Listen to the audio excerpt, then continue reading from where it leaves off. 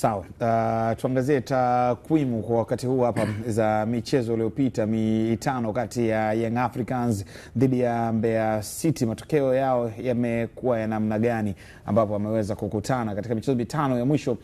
Mbeya City ilipata sare bao 3-3 dhidi ya Young Africans akiwa nyumbani, lakini Young Africans alishinda Dar es Salaam bao 2-0. Lakini mechi nyingine tena Mbeya City walikwenda sare bao 1-1 dhidi ya Young Africans, lakini hapo Young Africans alitoa suluhu dhidi ya Mbeya City na Young Africans alishinda bao 1-0. Ukitazama hapo kuna sare ambazo 3, ushindi mara 2, na michezo yote Yanga ambayo ameshinda alikuwa yupo nyumbani Dar es Salaam. Kwa unaweza kuona kwamba ni kwa jinsi gani ambavyo timu hizi mbili zinakutana, zinaenda kutoa ile battle. Young Africans tunaenda kushuhudia yale maingizo ambayo watu wengi wanayataja, akina Dumbi ambayo alikosekana. Inawezekana inaonekana timu isipopita kwa Pacome, Dumbi katikati ndio mtu wa kuweza kulainisha na kusambaza pasi za upendo. Rashid alivyozungumza, nafikiri mimi siamini kama ni game nzuri sana kwa Pacome. Mechi nyingi zake za away hajawa bora sana kwenye aina ya viwanja hivi. Kirudi Dar es Salaam kwake ni sehemu salama. Kuna aina ya wachezaji ambao kweli wanaziweza hizo mechi. Lakini sijamuona Dumbia akiwa kwenye uwanja kama huu. Labda anaweza akatoa kitu cha tofauti, lakini kwa upande wa Yanga kitu cha kwanza ambacho wataenda nacho ni kutaka kuendeleza kile ambacho wanacho. Yanga tayari ukiwatazama kwenye makaratasi hawajaruhusu goli hata moja kuanzia msimu umeanza. Kuanzia wamecheza mechi ya ngao mpaka wamekuja kumaliza mechi za ligi ya mabingwa, hawajaruhusu goli hata moja, na wakiwa na safu ya ulinzi ambayo imekuwa ikibadilika pale katikati.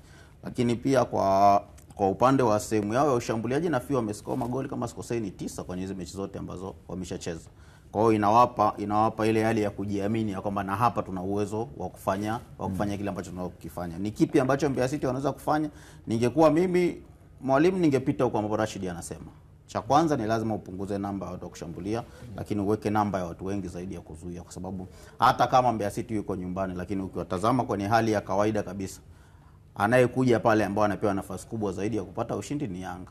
Tunaenda kuipata ile battle yenyewe ile ambayo kusema hii hapo, kichana na ile class A ya ligi kuna hizi class B na C, tunaenda kuipata hiyo game. Mechi tutaipata hiyo class kwa sababu ni mechi ambayo wanasema mechi inayojiuza yenyewe. Ni mechi ambayo itawahitaji wachezaji wa Mbeya City kushowcase their talent kwenye kiwango cha juu sana. Inawezekana pia mechi na Azam FC mwalimu alikuwa anataka kujaribu kuona wachezaji wake wana uwezo gani wa kuuliza maswali Habibu Kiombo, maswali magumu kwenye safu ya ulinzi ya mpinzani.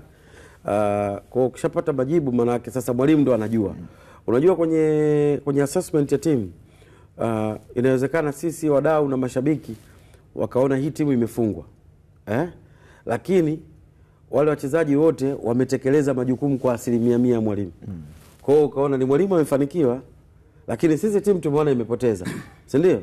Kwa hiyo test ya mwalimu kuanzisha washambuliaji 4 kwenye safu ya ushambuliaji, sisi tunaweza kuona kama mbona alikuwa ameriski sana. Na ni moja kati ya swali pia aliulizwa, akasema alikuwa anahitaji pia kushambulia kwa sababu anaamini wana uwezo wa kulifanyia kazi.